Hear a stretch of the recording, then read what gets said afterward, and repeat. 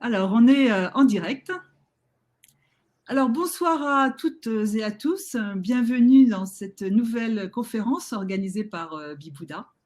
Alors, ce soir, j'ai le plaisir de recevoir Rainer Kruti, que vous connaissez déjà peut-être, et qui a lui-même un invité, donc Roline McCratty.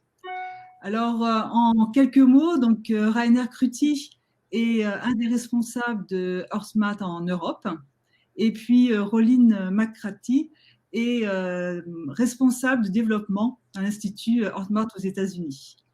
Alors, ce soir, on a une conférence avec un thème extraordinaire donc, qui s'appelle Le cœur, le roi des orgues. Et Rainer et Roline, je vous laisse commencer cette conférence sur le cœur, la cohérence cardiaque. Merci beaucoup Emma et bonsoir tout le monde. Donc je suis très heureux qu'après la dernière fois j'avais déjà un invité avec Bertrand Radochat que ce soir d'avoir Roland McCratty qui est en direct avec nous des États-Unis. Hello and good evening Roland. Good evening. Great to be here with you. Bonsoir et je suis très heureux d'être avec vous. Donc, moi, je vais ce soir faire un double rôle. Je vais poser des questions à Roland et je vais au même temps faire la traduction. Donc, je suis dans deux langues étrangères pour moi, donc dans le français et dans l'anglais. Donc, je vous demande déjà que ça soit un petit peu, voilà. Donc, il y a peut-être des moments où je cherche un peu mes mots. Donc, déjà, je m'excuse pour ça. Roland, let's start just with an introduction of yourself. Donc, on va démarrer juste que Roland se présente un peu. Donc, will you tell us something about you? Oui. Alors, mon rôle à l'Institut HearthMath, c'est directeur de recherche. Et cela est mon rôle depuis le début de l'Institut. Je fais partie du groupe de gens qui ont aidé Doc Childrey à fonder l'Institut HearthMath. J'ai une formation en électro-ingénierie. Plus spécifiquement, j'étais ingénieur en communication. J'ai travaillé pour Motorola pendant quelques temps et ce genre d'entreprise. Puis j'ai lancé mes propres sociétés en électrostatique, etc. Et après avoir rencontré Doc Childrey, j'ai réalisé que ce qu'il faisait avait plus de sens et correspondait à mes vœux profonds. Donc j'ai fait un doctorat en psychophysiologie. Donc nous sommes avant tout un laboratoire de psychophysiologie qui étudie les interfaces entre l'esprit, le corps, le cerveau et les émotions, et aussi comment nous pouvons fonctionner de manière optimale. OK, quel était le chemin de créer ce qu'on appelle maintenant la cohérence cardiaque? Quand nous avons mis sur pied le laboratoire, nos premières études étaient consacrées à la physiologie des différents états émotionnels. C'est comme ça que nous avons commencé nos recherches. Et à cette époque, il existait très peu d'études publiées dans des revues de recherche médicale consacrées aux émotions positives ou émotions régénératives. Il y en avait très peu. Donc, bien sûr, nous avons aussi étudié les émotions stressantes, comme l'avaient fait bien d'autres études avant nous, mais nous avons été les premiers à explorer plus profondément la physiologie et les corrélats physiologiques des émotions positives, telles que l'appréciation, la compassion, la bonté, ce genre-là de sentiments. Et nous avons aussi étudié plus en profondeur le rôle du cœur et l'activité du cœur, je devrais dire, au début de nos recherches. Et nous avons observé que quand nous ressentons des émotions positives, quand nous nous sentons bien fondamentalement, que le cœur, parmi tous les éléments que nous étudions, par exemple les ondes cérébrales, la conductivité et beaucoup d'autres mesures physiologiques, que c'était le cœur qui, de loin, reflétait le plus précisément notre état émotionnel. Et ce qui nous a aussi vraiment intrigués, c'est que quand les gens ressentaient des émotions que nous appelons maintenant les émotions ressenties dans le cœur, comme le pardon, la gratitude, quand ils faisaient l'expérience de ce genre-là de sentiments, eh bien que le cœur ne changeait pas juste légèrement de comportement, mais entrait dans un tout nouveau mode de fonctionnement. Et c'est ensuite en suivant ces données, en les investiguant toujours plus, que nous avons pu découvrir beaucoup d'autres choses au cours des années qui ont suivi. L'une des découvertes clés a été ce qu'on appelle maintenant la variabilité du rythme cardiaque ou VRC, c'est-à-dire le changement de rythme cardiaque d'un battement à l'autre. Le fait que le schéma du rythme cardiaque, fondamentalement qui est basé sur la VRC, était ce qui reflétait le plus précisément l'état émotionnel d'une personne et que quand quelqu'un ressentait une émotion dégénérative ou une émotion qui utilisait beaucoup d'énergie en trop, comme la frustration, l'impatience, etc., son rythme cardiaque devenait très chaotique, ce que nous appelons aujourd'hui incohérent. Tandis que quand nous ressentons des émotions régénératives, le cœur bascule dans un mode très différent, qui est un rythme à ondes sinusoïdales, ce que nous appelons cohérence cardiaque. Tu as d'autres questions, Rainer, ou ces informations te suffisent-elles par rapport à mon parcours? Donc, c'était quelque chose de complètement nouveau d'être capable, d'une façon assez facile, de mesurer un état émotionnel chez les gens. Oui, en effet, c'était absolument nouveau. Et déjà, ce qu'il faut savoir, c'est qu'à ce moment-là, on ne connaissait pas vraiment la variabilité du rythme cardiaque encore. Et ce terme n'a été utilisé que plus tard pour mesurer ce que nous mesurions déjà depuis un certain temps. Aujourd'hui, bien sûr, il y a énormément d'intérêt pour la VRC. Il y a des centaines, des milliers de personnes qui l'étudient. Donc, c'était en effet absolument nouveau d'observer que nos émotions se reflétaient dans le rythme de notre VRC. Mais après, nous sommes allés plus loin, chercher pourquoi cela était ainsi et quelle importance cela avait. Et cela a ouvert beaucoup d'apprentissages différents et de compréhension importante sur la collaboration harmonieuse entre le cerveau et le cœur, en particulier pour un fonctionnement optimal et une performance optimale. Les rythmes du cœur jouent un rôle très important, même dans la création de ce dont nous faisons ensuite l'expérience sous forme d'émotions. En fait, tu as déjà commencé à parler, donc c'est pas que le cœur qui réagit, c'est une communication qui a lieu entre le cœur et le cerveau et la tête. Tout à fait. Et je vais essayer de présenter les choses simplement ici, mais l'une des choses qui sont devenues claires au fur et à mesure de nos investigations et de nos recherches, suite à nos découvertes en laboratoire, c'était que le cœur, du point de vue de la physiologie, du point de vue du système nerveux, envoie en fait plus d'informations au cerveau que le cerveau ne lui en envoie. Cette découverte en elle-même n'était pas nouvelle. Comme je l'ai appris plus tard, cela on le savait déjà depuis la fin du 19e siècle, c'est de l'anatomie de base. Mais à peu près au même moment que nous développions nos recherches, il y a une nouvelle discipline qui est apparue, appelée la neurocardiologie, qui étudie le système nerveux dans le cœur, que l'on appelle techniquement le système nerveux cardiaque intrinsèque. Et le terme cerveau du cœur a été inventé justement par cette communauté de chercheurs en neurocardiologie. Eh bien, donc, on savait désormais que c'était le cœur qui envoyait toutes ces informations au cerveau. Et il faut aussi que je mentionne ici d'autres recherches qui avaient précédé les nôtres dans les années 70 et 80. Et ces recherches avaient découvert que l'activité du cœur avait une influence profonde sur le fonctionnement du cerveau. Et ils ont créé deux termes. Ils disaient que le cortex, cette partie du cerveau responsable de plusieurs fonctions cognitives, pouvait être soit facilitée, soit inhibée. Donc, qu'est-ce que ça veut dire, inhibition et facilitation du cortex? Avant de répondre à cette question, si tu permets, Rainer, c'est en combinant les découvertes de la neurocardiologie et les nôtres que nous avons pu avoir un tableau plus complet et comprendre beaucoup plus profondément comment et pourquoi ces signaux neuraux, et en particulier les rythmes associés aux émotions, avaient un tel effet sur le fonctionnement de notre cerveau. L'influence de ces facteurs sur notre cerveau et son fonctionnement est globale. Parmi les mécanismes importants, il faut comprendre que notre performance, la qualité de nos pensées, de nos décisions, notre temps de réaction, notre capacité de coordination, en particulier notre capacité à nous autoréguler, à nous occuper de nous-mêmes, sont profondément influencés par le cœur. Donc, quand nous ressentons par exemple de la frustration, de l'impatience ou de l'anxiété, l'incohérence des rythmes de notre cœur va dans une partie du cerveau appelée le thalamus, qui est responsable de synchroniser l'activité du cerveau tout entier. Donc, Ce que nous commençons à comprendre actuellement, c'est que quand nous ressentons des émotions comme la frustration ou l'anxiété, nous ne pensons plus très clairement, nous prenons de mauvaises décisions. Mais ce qui est plus important, c'est que de l'autre côté, nous avons compris que quand nous sommes dans un état de cohérence cardiaque, les schémas de cette activité neurale sont bien plus harmonieux et organisés, ce qui facilite et améliore le fonctionnement du cerveau. Nous avons donc par exemple des temps de réaction plus rapides, mais plus particulièrement, nous arrivons mieux à nous autoréguler, à rester aux commandes de nous-mêmes, à garder notre calme dans des situations stressantes ou dans le flux de la vie quotidienne.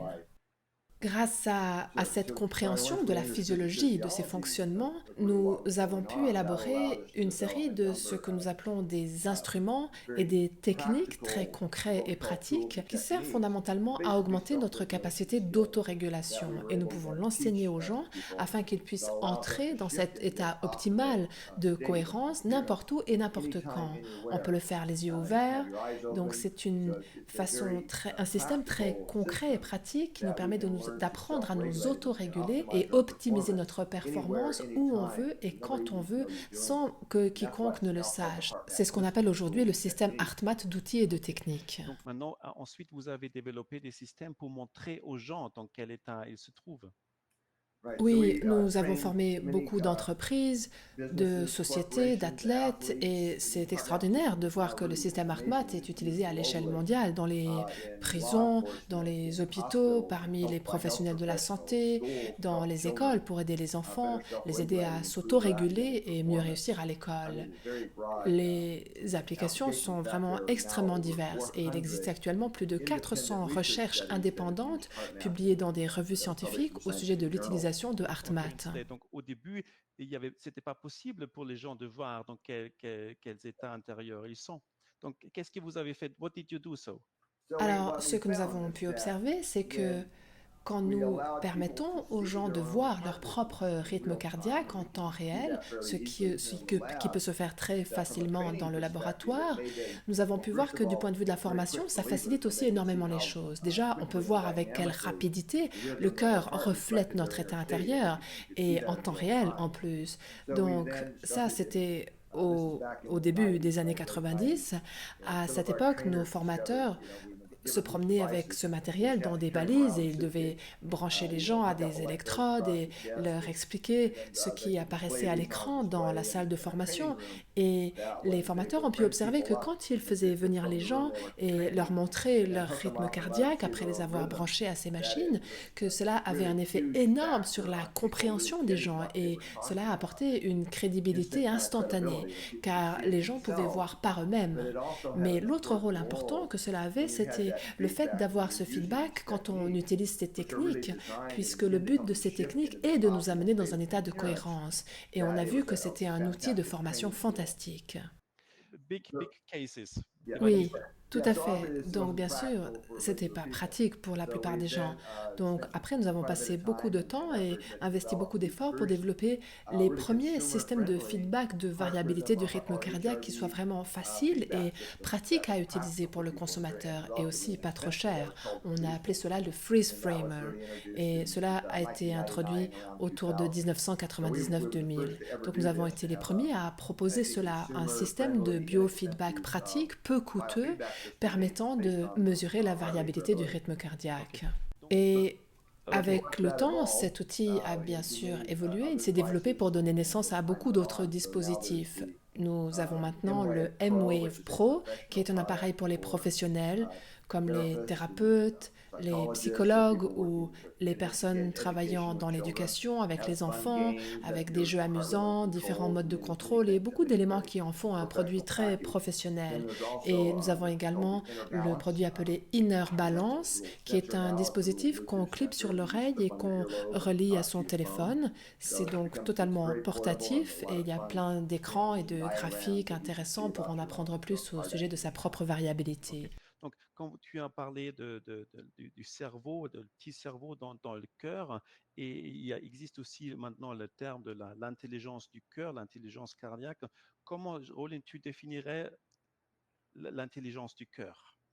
Alors, Pour parler de ce sujet, je dois d'abord vous donner quelques informations, car c'est un autre domaine de nos recherches. Donc, quand nous avons commencé à mettre à disposition ces outils et ces techniques, et que beaucoup de gens ont commencé à les utiliser, en particulier quand la technologie a été développée qui a permis de faciliter l'apprentissage des aptitudes, un des retours les plus courants que nous donnaient les gens, c'était bien sûr une grande diminution du stress, une capacité accrue à traverser les difficultés de la vie en temps réel, ce qui était transformateur pour beaucoup de gens. Et aussi, ce qu'ils disaient après, c'était très souvent que leur intuition, ce qu'ils appelaient leur intuition, avait augmenté de façon phénoménale, ainsi que les synchronicités dans leur vie. Donc, en entendant tout ça, nous avons étudié ce que d'autres chercheurs avaient découvert dans le domaine de l'intuition et nous avons pu élaborer des protocoles qui existaient déjà pour vraiment, de façon très rigoureuse, mesurer l'intuition dans un sens. Et pas seulement cela, mais aussi mesurer le flux d'informations à travers le cerveau, le corps et le système nerveux en lien avec l'intuition. Et dans ce cas précis, le protocole consistait à étudier comment le corps réagirait par rapport à un stimulus futur inconnu. OK. Alors, beaucoup d'études plus tard, disons-le comme ça, nous savons désormais que quand nous avons ces intuitions, je vais les appeler des intuitions non locales. Donc là, je parle de notre système de guidance intérieure, notre voix intérieure qui nous aide à faire des choix. Eh bien, cette information, le cœur est le premier à la recevoir. Et le cœur envoie un système neural différent au cerveau, on peut le mesurer, et il y a une réponse du cerveau puis du corps. Donc, on aura peut-être un ressenti dans les tripes ou alors la chair de poule sur la nuque, mais le flux d'informations va du cœur au cerveau puis au corps, qui nous permet ensuite d'en prendre conscience. Donc, c'est le cœur qui réagit en premier. Oui, c'est juste. Et à l'époque, à nouveau, c'était la fin des années 90, nous l'avons publié dans des revues scientifiques à comité de lecture en expliquant que le cœur puis le cerveau avaient accès à un champ d'information situé au-delà des limites de l'espace-temps. Donc, le langage utilisé était parfaitement compréhensible par la communauté scientifique. Okay. So when you say it's out of time and space, what do you mean? Can you be more concrete? Oui, quand on dit au-delà des limites de l'espace-temps, on sous-entend que le cœur accède à un champ d'information qui opère à un autre domaine, dans une autre dimension en quelque sorte. Et si on regarde les écrits philosophiques et beaucoup de textes, on constate que cela remonte à l'histoire ancienne. L'idée que le cœur a un accès à une partie plus élevée de nous-mêmes, une partie plus grande de nous-mêmes. J'imagine qu'en français, vous avez des proverbes similaires à ceux que nous avons en anglais qui décrivent ceci. C'est comme si c'était naturel dans notre langage, comme si nous le savions d'une manière ou d'une autre. Quand nous disons à quelqu'un «demande à ton cœur, il connaît la réponse», ou «mets-y tout ton cœur», ou «suis ton cœur», ou «le courage du cœur», il y a beaucoup de ces expressions. Fondamentalement, ce que ces études démontrent, et on a pu les dupliquer, c'est que le cœur est vraiment le point d'accès à ce que nous appelons à HeartMath notre soi plus grand, que beaucoup de cultures appellent par des noms différents. Chaque culture a son propre terme, mais ce que nous voulons dire par intelligence du cœur, pour répondre à ta question, c'est notre capacité à accéder à cet endroit plus profond à l'intérieur, cette partie de notre soi vibratoire, j'ai envie de dire, notre soi énergétique. Et quand je dis énergétique, c'est parce que pour l'instant, on ne peut pas mettre une pensée sous un microscope ou une intuition ou un ressenti, mais pourtant on sait qu'ils existent et sont à l'œuvre, que ces intuitions opèrent hors de l'espace-temps et notre soi plus grand, qui est en réalité notre système de guidance intérieure, correspond justement à cette intelligence du cœur. Et les recherches démontrent aussi, Rainer, que quand nous devenons plus cohérents dans notre cœur physiologiquement, le canal très clairement entre notre cœur et notre cerveau, ce canal intuitif, se renforce, devient ouvert, on pourrait dire, s'ouvre et nous avons ainsi un meilleur accès à notre intuition plus profonde. Donc, si je comprends bien, d'être dans un état de cohérence améliore notre capacité ou notre intuition. C'est cela. Et je le répète, les recherches ne faisaient que confirmer ce que beaucoup de gens décrivaient au sujet de leur expérience dans leur vie.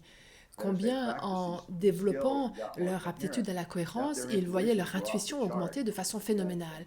Et en suivant ces intuitions, les synchronicités augmentaient aussi de façon spectaculaire. C'était comme une nouvelle manière d'être. Donc, ce que vous avez pu faire en quelque sorte, c'est enfin prouver ce que les gens disaient depuis plusieurs milliers d'années.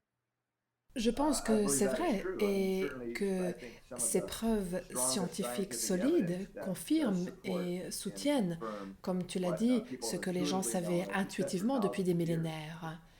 Et tu sais, l'un de nos anciens responsables de l'éducation à l'Institut HeartMath était un professeur retraité de l'Université de Californie à Los Angeles. Je crois qu'il avait 3 doctorats. Et l'une de ses passions, c'était l'étude des religions du monde. Et ce qu'il a découvert, c'est que l'idée ou le concept du cœur comme étant ce point d'entrée nous permettant d'accéder à notre soi supérieur, peu importe le nom qu'on lui donne, cette idée que c'est le cœur qui est ce centre nous permettant de le faire, était le dénominateur commun de toutes les grandes religions du monde, était vrai dans toutes ces religions. So just to understand you right, it means that the heart is like the bridge between ourselves and our higher self. Oui, le cœur est le pont entre nous et notre soi plus grand. On peut aussi l'appeler âme, esprit, les termes diffèrent selon les cultures. Ici, à HeartMath, on l'appelle le soi plus grand. Et nous ne l'utilisons pas dans un sens religieux, même si nos recherches confirment ce qu'on trouve dans les religions, mais notre perspective est scientifique. Ok. Donc, en quelque sorte, même si tu dis c'est pas un corps spirituel, en quelque sorte c'est spirituel. Le cœur a un rôle spirituel. So the heart has a spiritual role. Oui, tout à fait. Et je ne voudrais pas que tu comprennes mal le commentaire que j'ai fait avant, parce que simplement, nous utilisons ce terme dans le sens scientifique et non pas uniquement d'un point de vue spirituel. C'est pour ça que j'ai dit ce que j'ai dit. Mais je crois que ce dont nous parlons ici, c'est que dans le monde moderne, si tu me permets d'ajouter cet élément, Rainer, quand les gens vivent énormément de stress, nous ne pouvons pas dissocier une connexion spirituelle plus profonde et notre capacité à gérer le stress et être plus performant. Les recherches que nous menons à HeartMath font le pont entre les deux. Parce que même si nous parlons par exemple d'une personne qui travaille dans une prison ou un ingénieur, quand ils entrent dans une plus grande cohérence cardiaque et peuvent améliorer leur performance dans leur domaine, ils se relient par cela quand même à cette partie spirituelle plus profonde d'eux-mêmes, ce qui augmente leur conscience et leur permet de faire de meilleurs choix dans différents domaines. Donc, c'est même si on dit aux gens, on fait plutôt du management du stress et on va vous aider à mieux gérer vos émotions, qu'en quelque sorte, c'est un travail spirituel qui a lieu. Yes. Donc, comment ta vision du cœur a changé dans les dernières 20, 10, 30 années? Eh bien, de plein de façons différentes. Pour moi, personnellement, si c'est ça que tu me demandes. Déjà, avant de m'engager dans HeartMath, dans mon parcours précédent, mes différentes entreprises, pendant toutes ces années, je méditais depuis de nombreuses années et je pratiquais tout cela, ce qui m'amenait beaucoup de bienfaits. Et beaucoup de ces traditions parlent du cœur. Mais cela me semblait plutôt d'ordre métaphorique. Alors que quand j'ai rencontré Doc Childrey et découvert son parcours et ses recherches, j'ai vraiment vu que le cœur comme point d'accès à un soi plus grand était à prendre au sens littéral et il fallait laisser le mental s'en remettre à l'intelligence et la guidance du cœur. Et c'est ça qui a transformé ma vie. Donc, qu'est-ce qui s'est passé chez toi quand tu avais plus d'accès à ton cœur? Eh bien, énormément de choses, il serait impossible de me souvenir de toutes. Mais très vite, quand j'ai commencé vraiment à faire ce travail avec mon cœur, j'ai changé de plein de façons. Je suis devenu plus patient. J'avais la réputation, et peut-être que je l'ai encore un peu, de réussir à abattre beaucoup de travail, mais peut-être de ne pas être très bon dans les relations avec les gens. Donc j'avais tendance à laisser les gens derrière moi, même si j'accomplissais beaucoup de tâches. Alors que maintenant, j'arrive toujours à abattre beaucoup de travail, mais d'une façon qui inclut beaucoup plus les autres, par exemple. Et dans ma propre gestion de moi, je suis bien plus conscient de mon énergie mentale et émotionnelle, de comment je la dépense et de comment je peux la régénérer. Go ahead, something more? Oui, aussi, comme nous l'avons mentionné avant, pour moi aussi, mon intuition, mes synchronicités, ma façon de naviguer dans la vie sont radicalement différentes, au point où je m'attends à recevoir de la guidance intuitive et voir des synchronicités dans ma vie de maintenant. C'est juste devenu un mode de vie.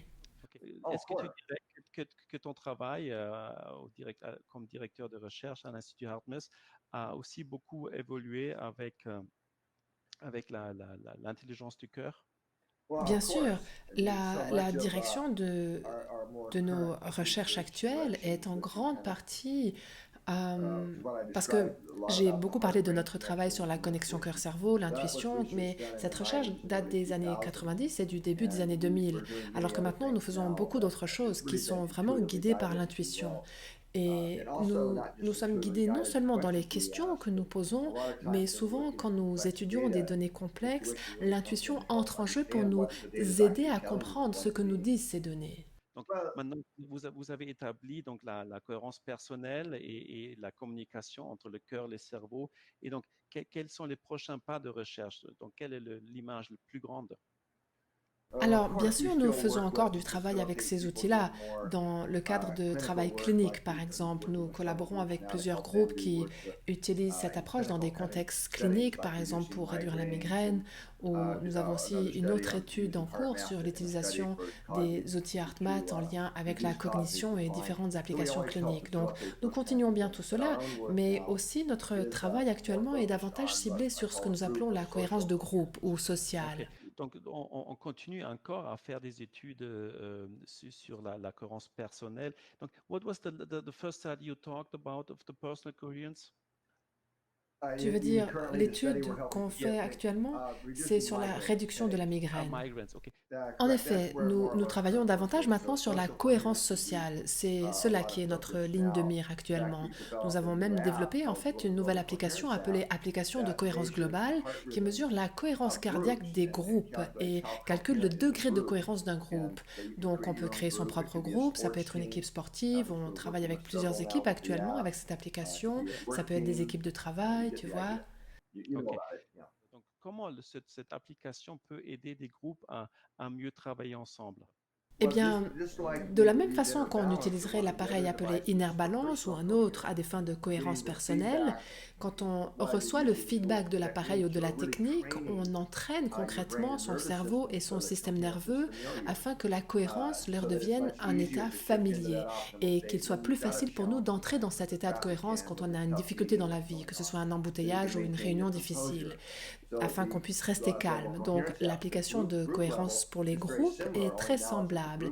Elle consiste à faire cela au niveau du groupe, c'est-à-dire à aider les gens en entrant dans la cohérence ensemble. Il y a plein d'avantages, bien sûr, mais l'un d'eux, c'est de créer une harmonie et une synchronisation entre les gens, ce qui apporte des bienfaits évidents, je pense.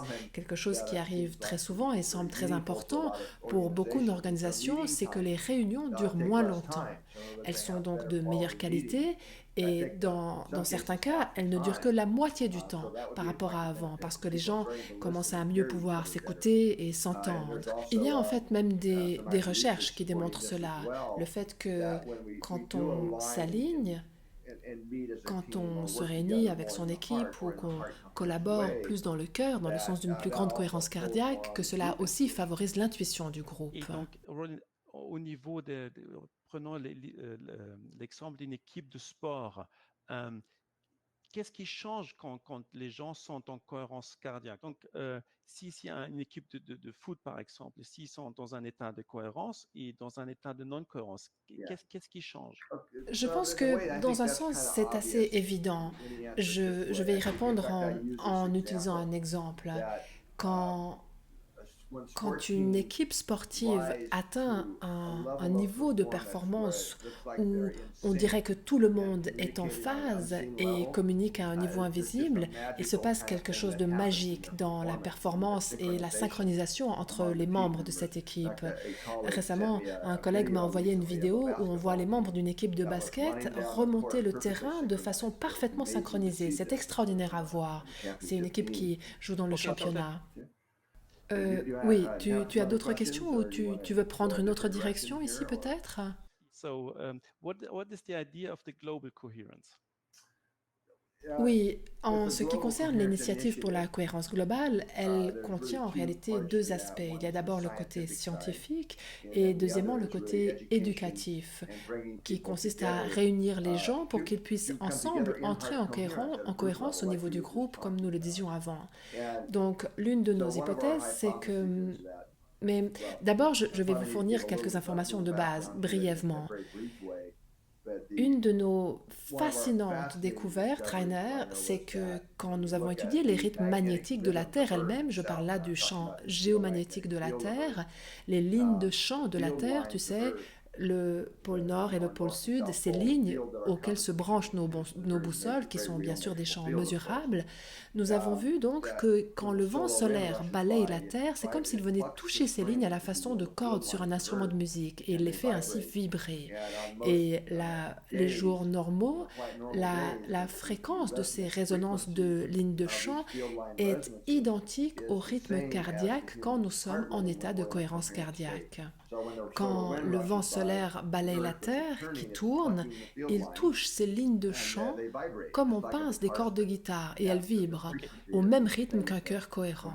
Donc, Alors, pour ma réponse, je vais faire référence à l'un de mes mentors qui est décédé il y a 2 ans. C'est un homme appelé Franz Alberg, un scientifique allemand. Beaucoup de gens ne connaissent peut-être pas son nom, mais c'est lui qui a créé le terme rythme circadien, un scientifique très célèbre. what did he say, Franz Halberg? Qu'est-ce qu'il a dit, Franz Eh Halberg? bien, il a publié énormément d'articles et fait beaucoup de recherches sur la façon dont le magnétisme terrestre et ce qui vient du Soleil influence l'organisme humain et sa physiologie.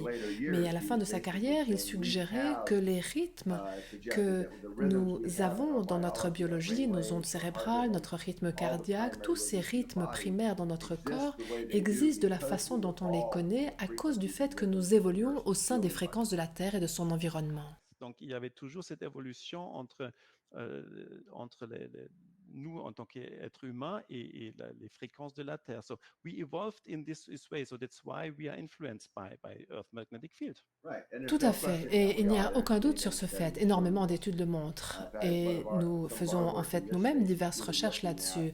Nous étudions le lien entre la Terre et l'homme à l'échelle de l'humanité et le feedback qui se fait entre les deux. Et parmi nos études les plus récentes, publiées au cours de ces 2 dernières années, certaines nous ont même surpris nous-mêmes dans le degré auquel nos rythmes, en particulier notre rythme cardiaque, l'activité rythmique de notre cœur sur plusieurs jours et semaines, se synchronise aux fréquences résonantes ou au rythme du chant de la Terre. Cela est stupéfiant et ça dépasse largement ce que nous aurions cru possible. Ok, donc Ce que cela veut dire, c'est que nous sommes bien plus reliés à la Terre et on pourrait même dire accordés ou en résonance avec la Terre que la plupart d'entre nous, y compris moi, l'aurions imaginé. Nous l'avons montré cela à travers de nombreuses études à ce stade et la dernière étude qui n'est pas encore publiée dévoile que cela se passe à l'échelle mondiale. est-ce que cette influence est plutôt positive ou plutôt négative pour nous en tant qu'êtres humains? Ce que de nombreuses études suggèrent actuellement, je dirais, c'est que être synchronisé au rythme terrestre est très positif pour nous. Ce qui apparaît actuellement, c'est que cela peut être même une source d'énergie. Okay. So that means, Roland, that if we are, because you said it's the same rhythm as of the Earth is the same rhythm as when we are in a coherent state. So that means to have access to this energy, we have to be coherent. Is this correct? Eh bien, ça y contribue très certainement. Ce sont de nouveaux résultats que nous sommes sur le point de publier actuellement. Nous y mettons les dernières touches. Et cette étude montre que dans ces groupes globaux distribués à l'échelle mondiale, quand ils utilisaient une de nos techniques appelée le Heart Lock-in, qui est une sorte de méditation centrée sur le cœur, pendant 15 minutes, la synchronisation des membres du groupe entre eux augmente. Mais ce qui augmente aussi, c'est la synchronisation du groupe avec le rythme de la Terre. Je pense qu'on peut dire que plus on s'aligne au chant de la Terre, plus cela peut devenir une source d'énergie. Mais je serai prudent par rapport à la formulation. Ce qui est encore plus important à mes yeux, c'est que quand on est cohérent, c'est l'alignement qui se fait dans notre propre corps et système, la gestion plus efficace de l'énergie qui en découle, par le fait que nos systèmes internes s'alignent et opèrent de façon plus coopérative. C'est cela qui nous apporte plus d'énergie. Donc, merci beaucoup, Roland, pour tout ce que tu... On pourrait encore aller beaucoup plus loin, mais on a déjà couvert pas mal de choses très importantes. Et voilà, donc c'est ce qui était le programme de ce soir. Emma, tu veux dire un mot pour terminer la soirée? Et, je suis revenue. Alors, merci beaucoup, Roline, pour toutes ces explications. Merci beaucoup également, Rainer, pour cette interview et la traduction, parce que c'est pas facile de traduire enfin, de parler dans 2 langues étrangères. Et peut-être qu'on va quand même parler également de la formation, justement, que Rainer, tu as créée avec Bibouda, qui est sur la cohérence cardiaque, comment améliorer en fait sa cohérence cardiaque. Oui. Alors, donc ça peut intéresser certaines personnes qui veulent justement tester et aller un petit peu plus loin justement dans cette connaissance. On a vu finalement que cette cohérence cardiaque apportait bien là, enfin déjà la gestion du stress, mais on voit que ça va beaucoup, beaucoup plus loin finalement. Donc, ça peut également intéresser des personnes qui veulent aller vers la méditation ou vers plus de spiritualité finalement, si j'ai bien suivi la conférence. Alors, on sait aujourd'hui que la cohérence cardiaque, finalement, ça part de la respiration, du cœur. Mais qu'est-ce que la formation, finalement, peut apporter de plus? Parce que finalement, ce n'est pas que de la respiration, c'est finalement aussi tout un programme dans lequel on se connaît mieux. Et par rapport à ses connaissances de ses propres émotions, finalement, associées avec la respiration, on peut justement améliorer beaucoup son quotidien. Tout à fait. Donc, en fait, la respiration, c'est juste un premier pas vers la cohérence cardiaque. Effectivement, quand on commence à respirer plus lentement et plus longuement, on entre déjà dans un premier état de ce qu'on appelle cohérence. Néanmoins, je pense qu'on a compris ce soir avec Roland, c'est que notre cœur est vraiment le centre de nous-mêmes. Même si moi, je pointe sur moi-même, je pointe sur mon cœur. Donc, le cœur est vraiment une partie centrale de nous. Et donc tout le cheminement de la méthode Hartman, c'est se connecter avec son cœur et avec le cœur et utilisant la communication entre le cœur et le cerveau qu'on améliore en fait de plus en plus la cohérence et ça prend du temps. C'est pourquoi Hartman a développé toute une méthode pour accompagner les gens au fur et à mesure pour de plus en plus et mieux en mieux se connecter à son cœur. Et en fait, la méthode qu'on vous propose, c'est effectivement ça, de prendre conscience de son état émotionnel et apprendre à vraiment ce que Roland disait, à se autoréguler et à autoréguler ses émotions. Et un exemple, quand vous êtes dans une réunion et quelqu'un qui est dans la même pièce que vous commence à dire quelque chose qui vous provoque et qui provoque un sentiment négatif chez vous, là, on ne peut pas ouvrir un ordinateur et respirer avec une application. Ce qu'il faut apprendre, c'est justement être capable à utiliser dans le moment même, en se connectant à son cœur, être capable à se calmer et à même choisir l'état émotionnel qu'on veut avoir. Donc, en fait, c'est ça quelque chose qui est très important chez Hartmut, c'est d'être capable à choisir l'état émotionnel. Alors, c'est aussi pour ça, je pense que la formation, elle se fait sur 6 semaines pour justement petit à petit arriver à mieux connaître ses émotions, à mieux les définir et finalement associer la respiration pour obtenir l'état qu'on veut obtenir à un moment donné dans une situation donnée. Donc, ce planning, en fait, sur 6 semaines est important finalement. Tout à fait, parce qu'il faut au fur et à mesure apprendre les premiers pas de la technique. Après, on rajoute un autre pas. Ensuite, on rajoute d'autres techniques, par exemple, une technique très importante pour changer des attitudes de fond qu'on peut avoir. Par exemple, il y a des gens qui sont impatients et des gens qui sont toujours négatifs ou des gens qui sont plus inquiets. Donc, comment changer ces états fondamentaux vers quelque chose par exemple, de vivre plus de patience, ou plus de calme, ou plus de confiance. Donc, c'est vraiment, en fait, c'est un programme programme de coaching qui existe, que Hartmut a développé, quand normalement on travaille avec un coach.